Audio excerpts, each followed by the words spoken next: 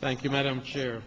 This opportunity to highlight the NGO perspective on HIV in Latin America and the Caribbean to this 26th meeting of the PCB is indeed a welcome one, for which I'd like to thank you.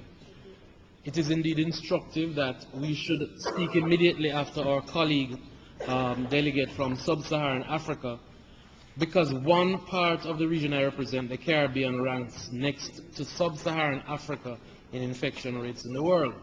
The other part, Latin America, has other similarities, such as the inequities of poverty and social exclusion that complicate the lives of our residents with HIV on a daily basis. Like many of my colleagues, we celebrate the strides made over the years. The availability of and access to antiretroviral treatment in the region is laudable and has greatly enhanced the lives of thousands of persons living with HIV in the region. The prevention of mother-to-child infection has significantly increased, and in many of our countries is at a success story record high. In some of our countries, adjustments have been made to the legal framework to make it more supportive of efforts to curb the disease. Civil society organizations, for example, continue to emerge and form themselves into strident advocates for our own rights, committed to lobbying for better conditions for ourselves. National and regional networks of transgender sex workers and men who have sex with men are now a part of the Latin American and Caribbean landscape. Civil society representation in processes such as the country coordinating mechanism, regional and national planning bodies, the UNGAS reporting system has significantly increased. But we continue to be concerned about the drivers of the epidemic in the region, and therefore cannot and will not become complacent.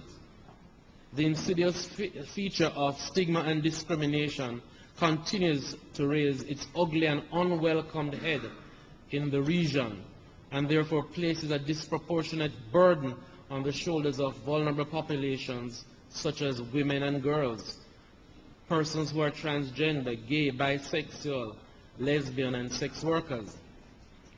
This stigma and the related acts of discrimination knows no boundaries and manifests in all spheres of life, including services such as public health, the legal services, and in places in families and in our communities.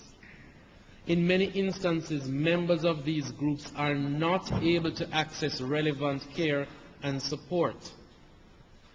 In other instances, there is not information specific to their populations to prevent them from infection. Please remember, Madam Chair, that the region boasts a high percentage of the countries in the world that criminalize homosexuality, and also a high number of those countries that criminalize sex work. Therefore, the lack of a supportive legal framework has served to undermine an effective HIV intervention strategy, and in many instances almost seems to give institutionalized support to the rape of and abuse of members of these populations, which has actually resulted in the death of many in the region. Madam Chair, it is clear that until we tackle these matters head-on, the epidemic will continue to elude us in the region. I thank you.